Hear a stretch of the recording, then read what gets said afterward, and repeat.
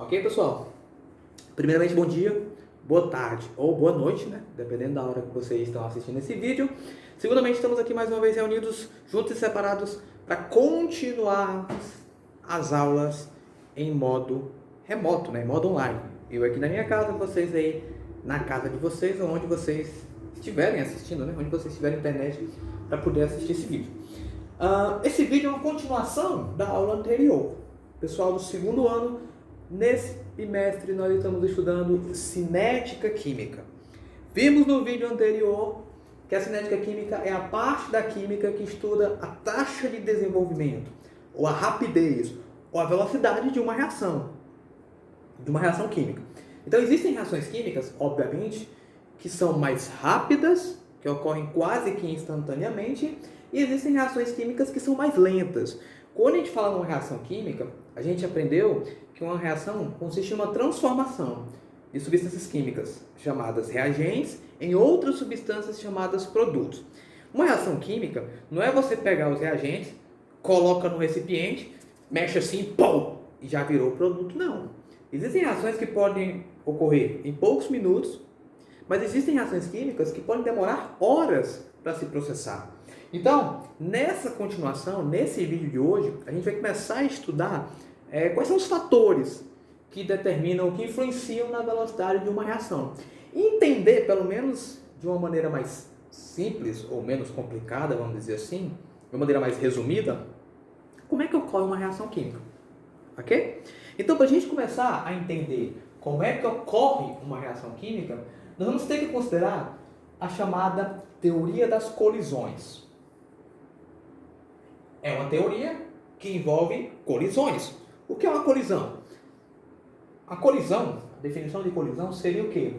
Quando dois corpos em movimento se chocam, há uma colisão. Ok? Vocês talvez já devam ter estudado isso na física. Mas enfim, eu quero saber a aplicação ou a interpretação dessa teoria ou dessas colisões dentro da química. Para a gente entender do que trata a teoria das colisões, vamos considerar essa reação que eu coloquei aí na lousa. Do lado esquerdo eu tenho os reagentes, do lado direito os produtos. Aqui eu tenho a minha equação química balanceada. Então essa reação está dizendo o seguinte, que ao interagir 1 mol de gás hidrogênio com 1 mol de gás cloro, eu vou produzir 2 mols de HCl na forma gasosa, ok?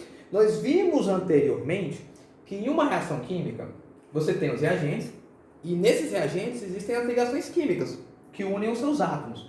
Então o primeiro passo de uma reação é romper as ligações que existem nos reagentes, para que novas ligações sejam formadas nos produtos. Para a gente tentar ver isso de uma maneira mais prática, vamos dizer assim, e aí podermos entender o que diz a teoria das colisões e como uma reação se processa, vamos imaginar o seguinte, ó. Vamos colocar aqui o início da reação.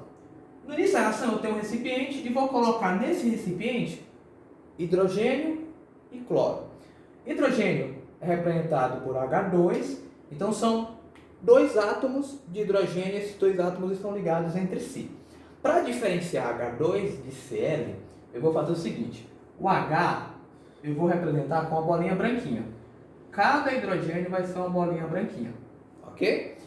E cada cloro eu vou representar com uma bolinha azulzinha, ok? Uma bolinha pintadinha. Então no início eu vou pegar hidrogênio e cloro. Vamos imaginar que eu vou pegar uma molécula de cada só. Então aqui eu tenho H2, que é hidrogênio ligado a hidrogênio. Então existe uma ligação química entre eles, obviamente. E Cl2. Cloro ligado a cloro. Eu estou fazendo uma suposição colocando só uma molécula, mas obviamente que numa reação química existem N moléculas de hidrogênio e cloro. Ok? Então eu coloquei essas 2 moléculas em um recipiente, fechei esse recipiente e deixei lá. Eu estou falando em gás hidrogênio e gás cloro. Então essas moléculas, por se tratarem de gás, eles têm um grau de liberdade muito grande. Então, se eu pego uma molécula de um gás, por exemplo, e solto essa molécula, ela vai ficar sempre paradinha? Não, ela vai ficar em movimento. Então, isso quer dizer que dentro desse recipiente, essas duas moléculas vão ficar em movimento. A teoria das colisões diz que essas moléculas em movimento, eventualmente, vão colidir umas com as outras, concorda? Então essas moléculas, elas podem lá em movimento, sei lá, se chocar contra a parede do recipiente. Então as moléculas estão lá e se chocam contra a parede. Esse choque contra a parede de um recipiente é o que cria, por exemplo, a pressão interna. Eu não sei se vocês já perceberam, por exemplo, quando você vai cozinhar alguma comida, se você coloca a tampa não muito fixa, coloca só ela assim de leve, você vai perceber que quando você está cozinhando alguma coisa, a tampa começa a tremer. Por que a tampa começa a tremer? Se você colocou água para cozinhar, então essa água, ao receber calor, vai vaporizar, quer dizer, vai entrar em ebulição, a água líquida vai passar para o estado gasoso, então essas moléculas que se transformaram em gás, digamos assim, as moléculas líquidas que se transformaram em gás, elas vão começar a se chocar contra a tampa, criando uma pressão interna. Então a tampa dá aquela tremidinha de leve, né? Mas enfim, não nos interessa essa parte da pressão interna. O que me interessa é que essas moléculas elas podem se chocar umas com as outras. A teoria das colisões diz que se uma colisão entre moléculas for efetiva, essa colisão vai promover a formação de produtos. Tá, se a colisão for efetiva, os reagentes se transformam em produtos. Mas quais são os critérios necessários para que uma colisão seja efetiva? Vamos imaginar a seguinte situação. Eu tenho essas moléculas aí, elas estão lá em movimento e elas vão colidir. O fato é que quando essas moléculas colidirem, existem várias orientações, posições ou geometrias diferentes em que elas podem se colidir, umas com as outras. Então pode acontecer isso aqui, sei lá, elas podem se chocar nessa posição, ou com essa orientação.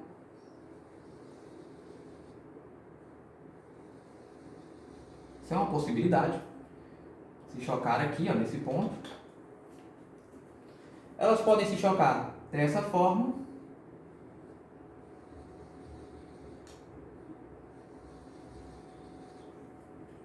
E aí o ponto de colisão seria aqui. Você quer sair de faísca? Não, mentira, não sai faísca, mas enfim. Como se fosse. Para dizer onde está sendo o ponto da colisão. Então existem várias possibilidades. De várias maneiras, essas moléculas podem colidir. Então, para que essa colisão seja efetiva e os reagentes se transformem em produtos, duas condições devem ser obedecidas. Qual é a primeira condição? A primeira condição é a orientação. Não basta colidir só de bandinha, só de raspão, não. Todos os átomos têm que colidir entre si. Então, a primeira condição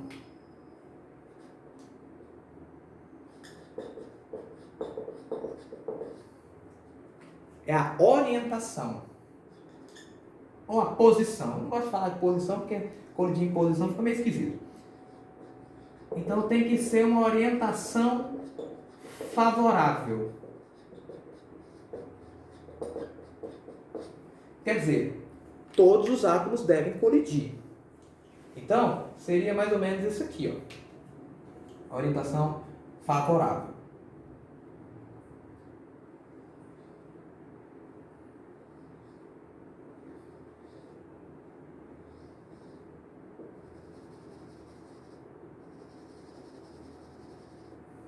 Ok? Pá! Todos os átomos se chocaram. Ok? Essa é a primeira condição. Pá! Colidir numa posiçãozinha bem confortável. Isso é meio estranho, né? Mas enfim. Só que não é só chegar lá e toma, papai. Existe uma segunda condição. Ixi, professor.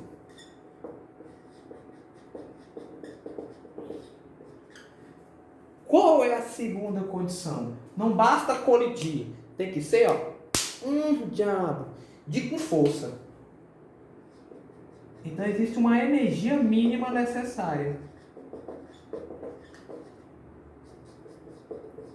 Porque observe, presta atenção. Dá para vocês entenderem essa letra aí? Tá meio feia? Acho que dá. Presta atenção. Não é só colidir, tem que ser com força. Por que tem que ser com força? Porque qual é a primeira coisa que acontece numa reação química? Quebra de ligações. Mas, professor, quais ligações são quebradas? Essas aqui, ó. São essas ligações aqui que devem ser rompidas.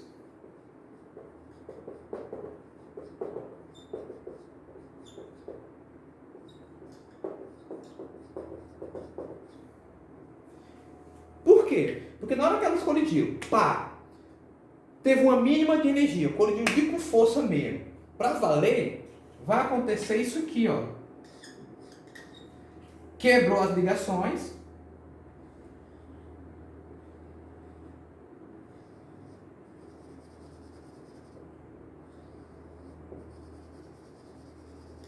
Quebrou essas ligações, o que favorece a formação de novas ligações.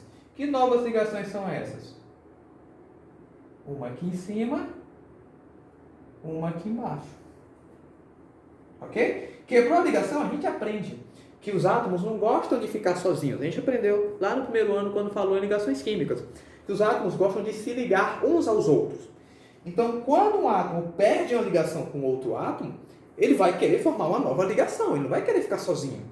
Ok? Que nem um relacionamento. O relacionamento acabou, bola pra frente e vai atrás de outro e outra lá para superar e ser feliz a vida toda até que a morte separa, sei lá, enfim, ou não. Ou separa de novo, vai atrás de outro novo, enfim. É um ciclo, né? Então, quebraram as duas ligações, novas ligações são formadas. E essas novas ligações formadas levam à obtenção dos produtos. Qual é o produto aqui, ó? HCl. HCl.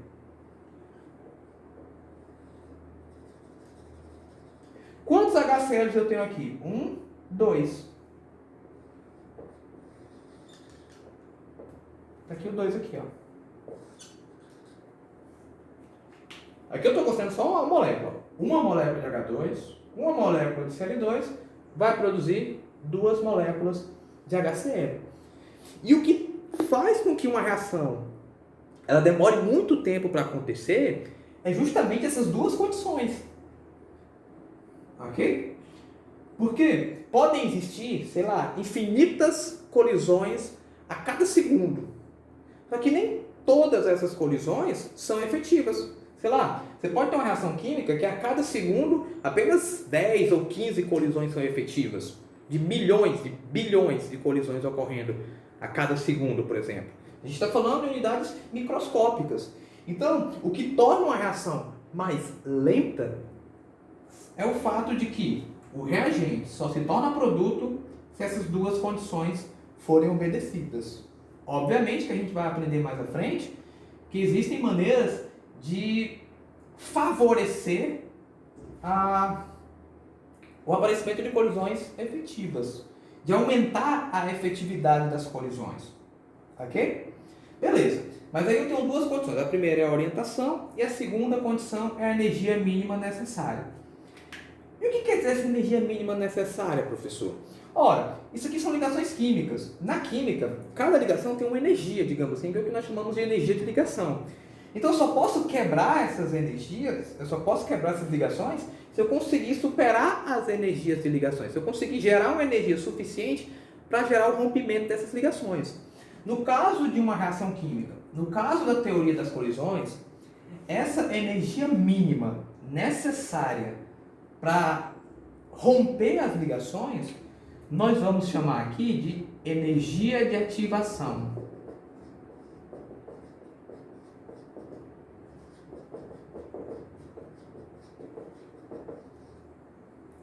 Eu vou representar como EA.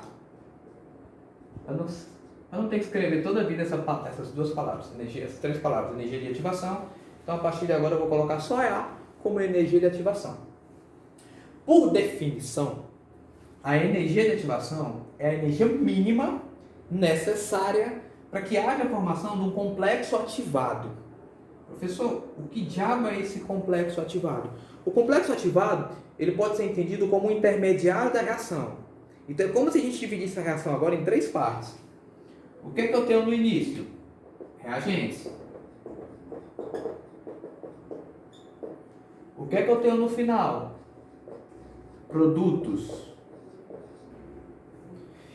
E no centro, eu tenho o intermediário da reação. Só que o intermediário da reação, ele é o caso em que a colisão se torna efetiva. Quer dizer, nada disso aqui é o intermediário. Esse seria o intermediário da reação. Porque é nessa situação aqui que a orientação é favorável e é nessa situação aqui que a energia de ativação foi superada. Então esse ponto aqui é o que nós chamamos de complexo ativado, que seria o intermediário da reação. Então agora a gente tem 3 situações: reagentes, complexo ativado, produtos. Lembrando, o complexo ativado só é formado, só existe quando as 2 condições são obedecidas. Ok? Então vamos aprender a representar a energia de ativação e considerar alguns fatores que podem acelerar o processo, ok? A energia de ativação, como dito anteriormente, equivale à energia mínima necessária para que haja a formação do complexo ativado, que é o intermediário da reação. Ok? Isso é fato. A gente pode representar a energia de ativação de uma reação através de um gráfico. A gente considera que cada reação química tem a sua própria energia de ativação, ok? Mas de uma maneira geral, os gráficos dessa energia podem ter 2 formas, dependendo do tipo de processo. Se a reação é endotérmica, vai ter essa forma aqui. Se a reação é exotérmica, esse é o desenho, digamos assim, que representa a energia de ativação. Mas, professor, estou vendo aqui esses gráficos, e a questão é, onde que está essa energia de ativação? Esse gráfico, ele é representado pela entalpia em função do caminho da reação. Como assim, entalpia, o caminho da reação? O caminho da reação, quer dizer, é o caminho que a reação percorre. Então, ela vai percorrendo para a direita. Então, por esse gráfico, nós podemos dizer que a reação começa nesse ponto e vai se processando. Aí sobe aqui e termina nesse patamar. Se ela começa nesse ponto, então esse ponto inicial corresponde à entalpia dos reagentes. Se ela se mantém constante nesse patamar, então aqui é a entalpia dos produtos. No caso do processo exotérmico, ela começa aqui em cima, então esse patamar corresponde à entalpia dos reagentes, esse último patamar aqui de baixo, entalpia dos produtos. Ok? Então a questão é o seguinte: se esse é o caminho da reação, quer dizer que a reação deve percorrer todo esse caminho aqui. Imagine você que tem que sair, por exemplo, desse ponto e chegar até esse ponto aqui. Para sair daqui e chegar até aqui, você tem que subir essa ladeira todinha, concorda? Então essa barreira, essa ladeira, desculpem, ela cria uma barreira para que você tenha que superar para poder chegar do outro lado. Então você precisa, por exemplo, vamos supor que você está de bicicleta, sei lá. Então você precisa pedalar, botar força nos pezinhos para chegar até aqui em cima. Depois que você chegar aqui em cima, pega a ladeirinha, meu filho, e usa o impulso. Então isso quer dizer que você só consegue atravessar essa ladeira se você superar toda essa barreira aqui, ó. Você só consegue sair desse lado e chegar no outro se você superar toda essa ladeira. Então essa ladeira, quer dizer, é esse ponto aqui da entalpia dos reagentes até o ponto máximo do gráfico, é isso aqui que nós representamos como a energia de ativação. E vocês notaram que essa energia de ativação é bem alta. Isso aqui a gente está falando de processo endotérmico. Alguém lembra o que é um processo endotérmico? O processo endotérmico é aquele que absorve calor. para absorver calor, você precisa jogar calor, você precisa jogar energia. Então, como essa barreira é muito alta, essa energia, esse calor que você está jogando é um incentivo que os reagentes vão receber para poder superar essa barreira. Então, por exemplo, uma reação endotérmica, a gente aprende que você ocorre por aquecimento. Quando você aquece, por exemplo, uma substância, você está jogando calor para ela, facilitando o processo endotérmico. Então, esse aquecimento, essa energia, esse calor que vai dar esse empurrãozinho necessário para subir essa barreira. Se você comparar com o processo exotérmico, por exemplo, ó, você começa aqui. Para chegar do outro lado, a barreira é bem menor. Você vai ter que superar só essa ladeirinha aqui. Então essa é a energia de ativação.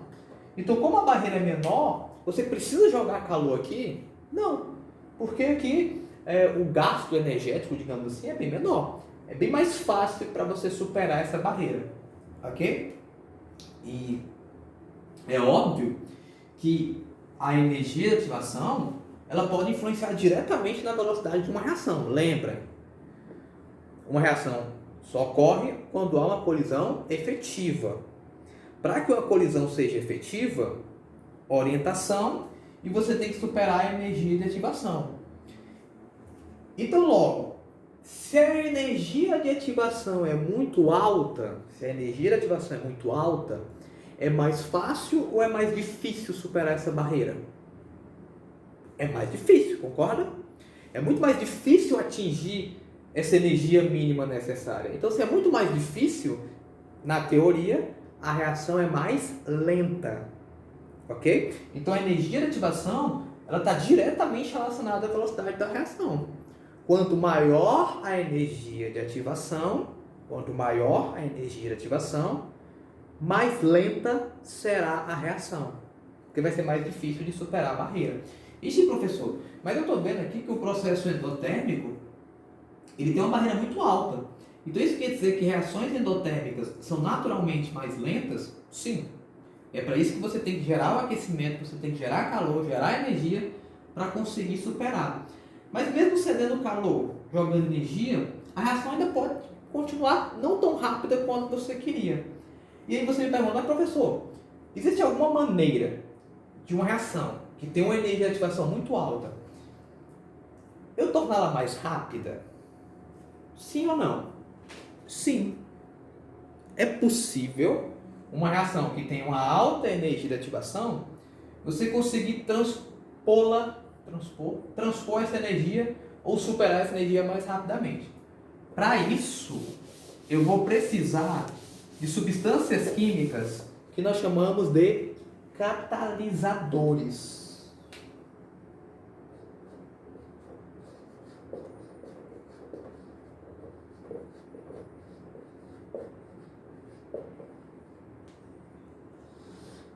Talvez você já tenha ouvido falar essa palavra, catalisador. Na química, um catalisador é uma substância química que é adicionada à reação com o objetivo de tornar essa reação mais rápida, ou pelo menos menos lenta. Vamos imaginar a seguinte situação, por exemplo. Vamos supor, vou fazer um exemplo bem rápido para não tomar muito tempo. Vamos supor, por exemplo, que você vê duas pessoas brigando, duas mulheres ou dois homens brigando. Só que eles estão xingando um ao outro. Olha, você não sei o quê. Olha, você não sei o quê. Você é muito covarde. E você é muito falso. E você é muito não sei o quê. E você é muito não sei o quê. Eles estão discutindo. Uma hora eles vão brigar. E aí, tem gente que gosta de ver briga. Então vamos supor que você é um cara da paz. Mas tem alguém que quer ver os dois brigar. Então, essa pessoa vai chegar perto dos dois que estão discutindo. Olha, você não sei o quê, não sei o quê, não sei o quê. E um vai dizer assim, olha, e você é corno. Aí vai chegar a pessoa e vai dizer, ixi, bicho, chamou de corno, não deixava não. Aí, ó, tá dizendo que tua mulher pega todo mundo aí, bicho, aí. Aí você, corno é você, seu pilantra, não sei o que, e seu pai. Aí o cara vai chegar e vai dizer, ixi, meu irmão, mexeu com o pai, bicho, eu não deixava não, ó. Leva mal não, mas não deixava não. E o cara, e tua mãe que é não sei o que, vixe, pronto. Eu não deixava não, falou de mãe, agora eu metia na cara desse rapaz aí. Quer dizer, vai chegar alguém e vai incentivar os dois a brigar. vai botar lenha na fogueira. O fato é, essa pessoa vai botar tanta lenha na fogueira que os dois vão acabar brigando. Talvez eles nem brigassem, nem chegassem às vias de fato. Mas a pessoa colocando a pilha fez com que a briga acontecesse mais rapidamente. Ok? Então essa pessoa que incentivou a briga é um catalisador. Ele entrou ali, incentivou e saiu. Pergunta: os dois que estão brigando, começaram a pia, vão parar de brigar para bater no catalisador? Olha, bicho, esse rapaz aqui que incentivou a gente a brigar, vamos bater nele? Não! O catalisador não participa da briga. Então, na química, o catalisador também não participa da reação. E é uma observação que a gente vai ter que fazer aqui, ó. Não participa ativamente da reação. Ou eu posso dizer simplesmente, o catalisador não reage durante o processo.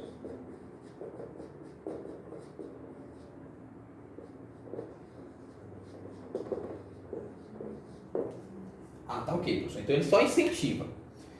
Então ele deve fazer o quê? Como o senhor disse, o catalisador ele serve para acelerar a reação. Se ele serve para acelerar a reação, então isso quer dizer que ele vai pegar um processo endotérmico e transformar em um processo exotérmico? Também não.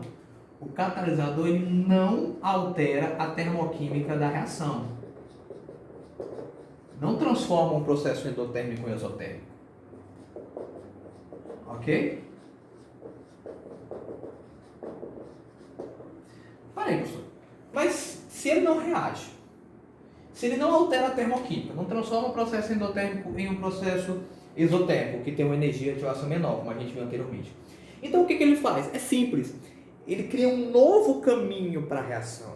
Um caminho mais curto. O que ele vai fazer é diminuir a energia de ativação.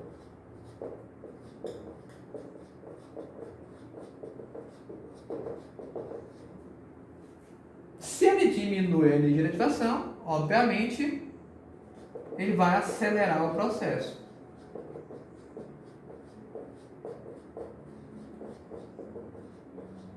Então é como se eu fizesse o seguinte. Está aqui o processo endotérmico normalmente. Essa é a minha energia de ativação. Vou colocar para o lado de cá. Em presença de catalisador, a entalpia dos reagentes e produtos não mudam, porque ele não vai reagir. O que vai acontecer é o seguinte: com o catalisador, ele vai criar um novo caminho para o processo. Nesse novo caminho, ele acaba diminuindo a energia de ativação. E alguém pode dizer: ah, professor, mas diminuiu bem pouquinho. Bem, isso no desenho, isso em gráfico. Mas na prática, esses catalisadores podem acelerar consideravelmente reações. Diminuindo reações que podem demorar horas, fazendo ela demorar apenas minutos, alguma coisa assim. Ok? Então, obviamente que tem outra observação também. Ah, professor. Então, se o catalisador acelera uma reação, então eu posso pegar e usar catalisador em qualquer reação química? Não. Não é qualquer reação química que pode ser catalisada. Então, existem alguns processos que são tão lentos que precisam de catalisadores e já tem os seus catalisadores específicos.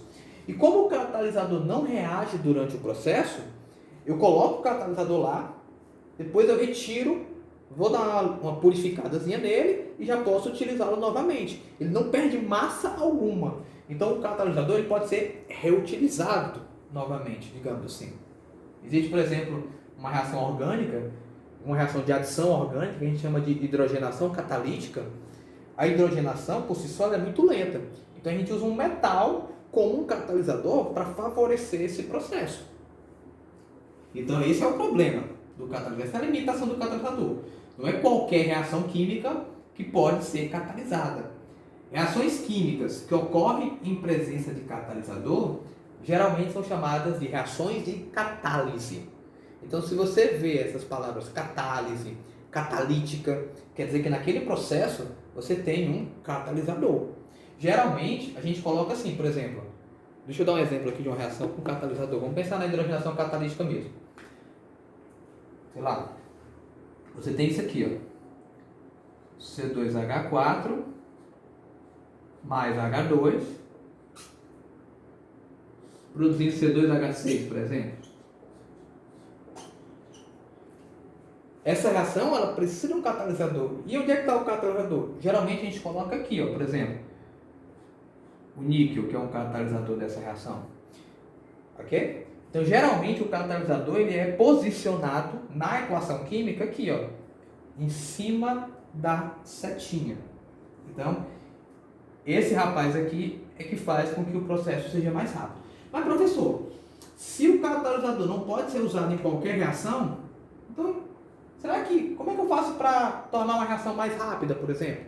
Uma reação que não seja uma reação de catálise. Existem outros fatores que a gente pode alterar numa reação química que podem tornar a reação mais rápida ou não. Então vamos considerar alguns desses fatores agora. Ok, pessoal? Vamos considerar agora alguns fatores que alteram a velocidade das reações. Obviamente eu não coloquei aqui o catalisador porque a gente já falou anteriormente sobre ele. Ele é um fator que altera a velocidade de uma reação, porém não funciona em qualquer reação, qualquer tipo de reação. Ok? Existem outros fatores que podem alterar a velocidade da reação, torná-la mais lenta ou mais rápida. São eles. Primeiro, superfície de contato. Quando a gente fala em superfície de contato, a gente está pensando no contato entre os reagentes. Então vamos imaginar duas situações. Eu tenho ácido e nesse ácido eu vou colocar alumínio, eu vou ter um ácido forte e vou colocar alumínio. Obviamente que o alumínio vai reagir com esse ácido forte, pode ser o ácido clorídrico, por exemplo. A pergunta é, qual das duas reações vai ser mais rápida? A reação que eu colocar, sei lá, um pedaço inteiro de ferro, sei lá, uma barra de ferro, ou um bloco de ferro, ou se eu pegar esse mesmo bloco de ferro, de alumínio, só que eu colocar ele fragmentado em vários pedaços menores. Ó, é a mesma quantidade, só que dividida em pedaços menores. Qual das duas reações é mais rápida? A primeira ou a segunda? Pela lógica, a segunda, concorda? Por quê? Porque se eu fragmentei um dos reagentes, eu estou aumentando a superfície de contato. Aumentar a superfície de contato é fazer com que, ao fragmentar o reagente, os reagentes entrem em contato maior com as moléculas. Entendeu? Porque é como se o ácido começasse a reagir aqui, ó. Ele vai reagindo aqui de fora para dentro. Já aqui ele não. Já aqui ele vai reagir com cada um desses fragmentos aqui, tornando a reação mais rápida. Então, quando eu falo quanto maior a superfície de contato, eu estou falando em contato, não no tamanho do reagente. Ok? Então, a superfície de contato é maior quanto mais fragmentado estiver um dos reagentes. Ok? Então, ela vai ser mais rápida nesse ponto aqui. Ok? O segundo fator, temperatura. Vamos imaginar que eu tenho dois sistemas. Eu tenho a mesma quantidade de reagentes nesses dois sistemas, só que um está mantido a uma temperatura mais baixa e o outro está mantido a uma temperatura mais alta. Então, no 2, a temperatura é maior do que 1. Qual das duas reações é mais rápida? Para a gente tentar imaginar isso, vamos lembrar da teoria das colisões. As moléculas estão em movimento e elas colidem, concordam? Vamos imaginar que você vai para a praia, por exemplo. Você tira a sandália, a chinela, e vai pisar na areia da praia. Se você fizer isso à noite, pela meia-noite, a areia da praia vai estar geladinha. Você consegue caminhar tranquilamente. Só que se você fizer isso ao meio-dia, o sol batendo com força naquela areia, aquela areia quente, você vai conseguir andar tranquilamente? Não. Você vai começar a correr. Então você vai andar mais rápido. Então isso quer dizer que em temperaturas maiores, as moléculas se movimentam mais rapidamente. Você aumenta a energia cinética média das moléculas. Então, como elas param de andar e começam a correr, se elas começam a correr, é óbvio que elas vão começar a se chocar mais vezes umas com as outras, concorda? Porque se eu estou numa sala, num quarto, e eu tenho, por exemplo, eu e mais duas moléculas aqui dentro, eu estou com os olhos vendados. Se eu sair andando, até eu me chocar com uma dessas moléculas, vai demorar um pouquinho. Agora, se nós três sairmos correndo, nós vamos nos encontrar mais rápido e com mais força ainda. Então é óbvio, em qual dos dois pontos a reação é mais rápida? Onde a temperatura é maior. Então, quanto maior a temperatura, maior a velocidade da reação. Quanto menor a temperatura, mais lenta é a reação. Terceiro fator, concentração dos reagentes. É aqui que às vezes algumas pessoas acabam tendo uma certa confusão. Concentração dos reagentes. Ó, eu tenho dois sistemas. No sistema 2, a quantidade de reagentes é muito maior do que no sistema 1. Vamos imaginar um exemplo. Por exemplo, vamos supor que você pega um carvão em brasa e coloca ele dentro de um recipiente que contém oxigênio puro. Eu coloco o carvão em brasa à minha temperatura normal, ao meu ambiente normal, vamos dizer assim, e coloco o carvão em brasa em um recipiente que contém oxigênio puro. Qual das duas reações é mais rápida? Onde eu tenho oxigênio puro ou onde está no meu ambiente aqui? Onde tem oxigênio puro. Por quê? Porque se tem mais oxigênio, obviamente vai ter mais colisões. Quando eu aumento a concentração dos reagentes, eu aumento a frequência de colisões. Eu vou ter muitas moléculas, então quando eu tenho muitas moléculas, aumenta-se o número de colisões. E lembrem-se, o reagente só se transforma em produto se a colisão for efetiva. Então, quando eu aumento a frequência de colisões, quando eu faço com que mais colisões aconteçam simultaneamente, então eu aumento também a probabilidade das colisões serem efetivas. Então, quanto maior a concentração dos reagentes, mais rápida vai ser a reação. Então, numa reação química, a velocidade é decrescente. Então, quando você começa uma reação química, você está lá cheio de reagentes. Quando os reagentes se transformam em produtos, a quantidade dos reagentes vai diminuindo. Como a quantidade de reagentes vai diminuindo, a velocidade da reação também vai caindo com o tempo. Então, a velocidade de uma reação ela vai decaindo. Então, se você pegar intervalos iguais de tempo, a velocidade nunca vai ser a mesma para uma mesma reação. E o último fator que altera a velocidade de uma reação é a pressão. Vamos supor que eu tenho dois recipientes. Eu tenho, sei lá, o que é uma pressão? É a força exercida sobre um corpo. Então, se eu pego uma latinha de refrigerante, do meu refrigerante todinho, e aumento a pressão sobre ele, e jogo sobre ele uma força, o que vai acontecer com essa latinha? Ela tende a amassar. Então, vamos imaginar duas situações aqui. Eu tenho dois recipientes. No recipiente 1 existe uma pressão externa 1, e no recipiente 2 existe uma pressão externa maior. Quando eu aumento a pressão, eu diminuo o volume interno. Se eu diminuo o volume interno, as moléculas vão ficar mais próximas. Se as moléculas vão ficar mais próximas, vai ser mais fácil delas colidirem umas com as outras. Então, no menor espaço, você vai ter uma maior frequência de colisões. Você vai ter um aumento no número de colisões. E se você aumenta o número de colisões, você aumenta a probabilidade de haver colisões efetivas. Então, quanto maior a pressão, menor o volume, logo mais rápida é a reação. Para quem gosta de decorar, isso aqui é moleza, né? Porque se você perceber, ó, se aumentar a superfície de contato, mais rápida é a reação. Se aumentar a temperatura, mais rápida é a reação. Se aumentar a concentração, mais rápida é a reação.